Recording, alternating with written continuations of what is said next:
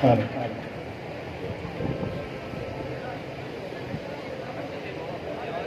साथियों को सबसे पहले तो राम राम है और माफी चाहूंगा, मेरी मजबूरी है, खड़ा होकर बोल नहीं सकता, पैरों में चोट लगी है। सबसे पहले तो मैं जो टंकी के ऊपर हमारे 4 किसान साथी जो बैठे हैं उनको क्रांतिकारी सलूट करता हूं, और जो भूख हड़ताल के ऊपर सरपंच और गांव के अन्य लोग, मातर शक्ति, उनको क्रांतिकारी सलूट, और इस आंदोलन में शामिल हुई हमारी मातर शक्ति, इनको भी क्रांतिकारी सलूट, और पंडाल में बैठे सभी मेरे पिता समान बुजुर्गों, नौजवान साथियों, आप सबको भी क्रांतिकारी सलूट है। आपके संघर्ष को सलाम करता हूं।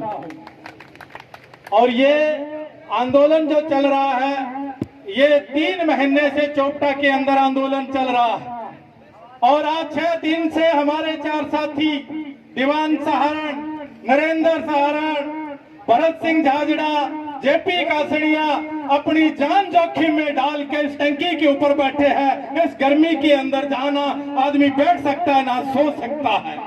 ये किसके लिए? ये सरकार की उन गलत नीतियों की वजह से आज इनको टंकी पे चढ़ना पड़ रहा है। पिछले 3 महीने लगातार चोपटा के अंदर बैठे रहे और सरकार से क्या मांग कर रहे थे? यही मांगा था कि हमने बीमा जो भरा है हमारा क्लेम दिया जाए, हमारी जो फसलें खराब हुई है। कहते रहे दे देंगे, 10 दिन में आएगा, 15 दिन में आएगा, और फिर लास्ट में तो 31 जुलाई का एक लेटर लिख के दे दिया था कि ये देखो जी लिखित में दे रहे हैं, आपको 31 जुलाई तक क्लेम आ जाएगा। 31 भी चली गई, 1 भी चली गई, 2 भी चली गई, आखिर में 3 तारीख को यहाँ पे ये जान जोखिम में डालने वाला निर्णय हमारे साथियों को लेना पड़ा। और आप सब लोग इन साथियों के टंकी पे चढ़ने पर इतनी बड़ी संख्या के अंदर यहाँ पर पहुंचे हैं, आप सबको सलाम करता हूँ कि आपकी संख्या ही ऊपर बैठे हमारी साथियों का हौसला बढ़ा रही है। और मैं आज इस मंच के माध्यम से इस खट्टर सरकार को, मोदी को कहना चाहते हैं कि खट्टर साहब, हम वही लोग हैं, हम वही लोग हैं जो यहाँ से ट्रैक्टर ट्रालियां लेके चले थे दिल्ली की तरफ, और आपने सड़कें खुदवा दी थी, आपने मिलिट्री फोर्स लगवा दी थी, आपने अपनी पूरी फोर्स लगवा दी। आपकी फोर्स रोक नहीं पाई हमें, आपके बैरिकेड रोक नहीं पाए हमें, और वो 3 काले कानून वापस करवा के आए हैं। हम वही लोग हैं। याद रखना खट्टर साहब, हम आपके विपक्षी या विरोधी धड़े के लोग नहीं, हम इस देश के अन्नदाता हैं, जिनको तो मीडिया या सीबीआई का डर दिखा के डरा दोगे। हम डरने वाले नहीं हैं, हम लड़ेंगे आखिरी सांस तक, जब तक जान में जान है। इस देश का किसान, मजदूर, मेहनत का तबका है, वो लड़ता रहेगा। और चोपटे का तो इतिहास है, जब भी चोपटे ने अंगड़ाई ली है तब तब इस सरकार की चूल्हे हिला के रख दी है।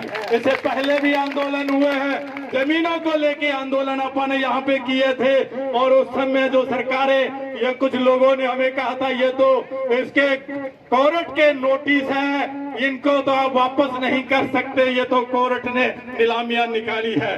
हमने कहा हमें नहीं पता कोर्ट के नोटिस को वापस कर सकता कि नहीं कर सकता, लेकिन इस देश का किसान अगर खड़ा हो जाए तो कुछ भी कर सकता है।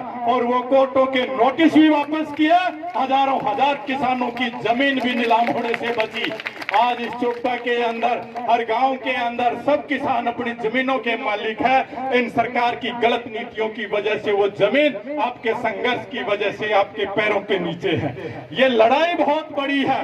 हम एक बात कहते हैं सरकार से कि आपने जो ये प्रीमियम की राशि की है, एक योजना बनाई है, बीमा योजना जो है, एक ऐसी योजना है जिस योजना के अंदर कंपनी को किसी प्रकार का ना तो दफ्तर खोलना पड़ा है, ना कोई कर्मचारी रखना पड़ा है। बिना कुछ कर्मचारी रखे, बिना ऑफिस खोले सरकार जो है कंपनियों के खाते में प्रीमियम डाल देती है।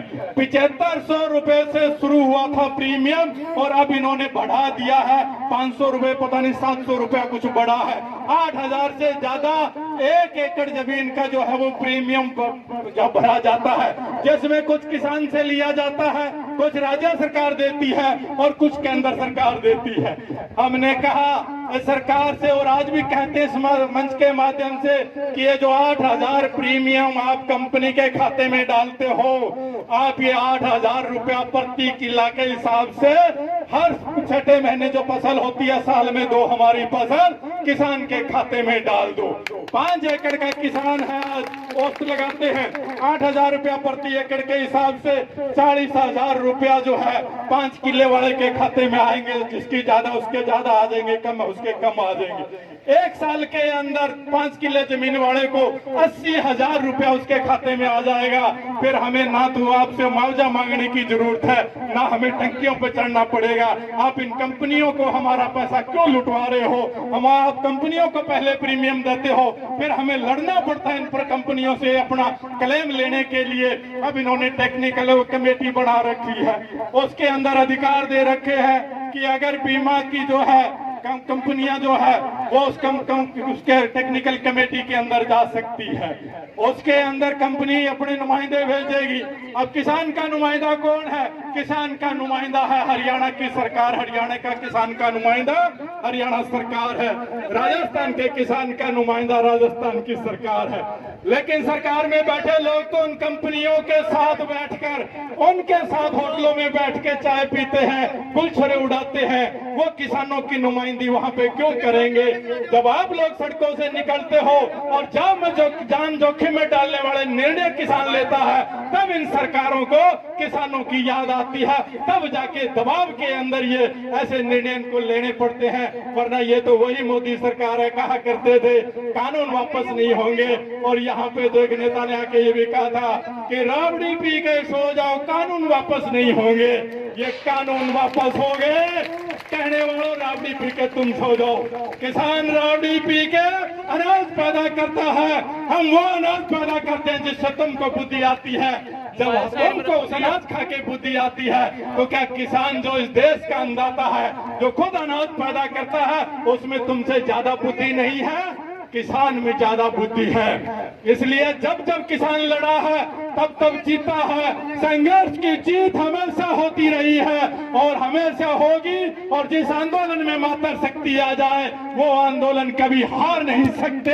ये जीतता है, समय जरूर लग सकता है लेकिन जीत के उठेंगे। मैं आप लोगों को विश्वास दिलाता हूँ, जीत के नजदीक हो, घोषणा होनी बाकी है।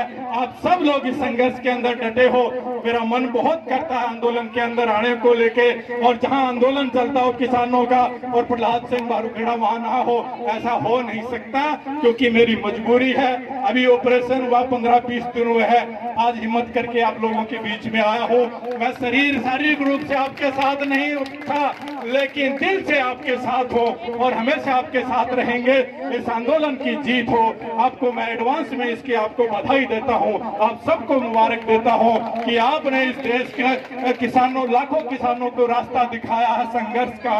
और आने वाले दिनों के अंदर ये आंदोलन सिरसा का नहीं, पूरे देश का आंदोलन होगा। मैं राष्ट्रीय किसान मंच, जो ये राष्ट्रीय संयुक्त मोर्चा है, कोर कमेटी का मेंबर हूँ। वहाँ पे हमने बात की, चर्चा भी की। कल परसों हमारी बैठक हुई थी, उसमें जो मीटिंग होती है उसके अंदर।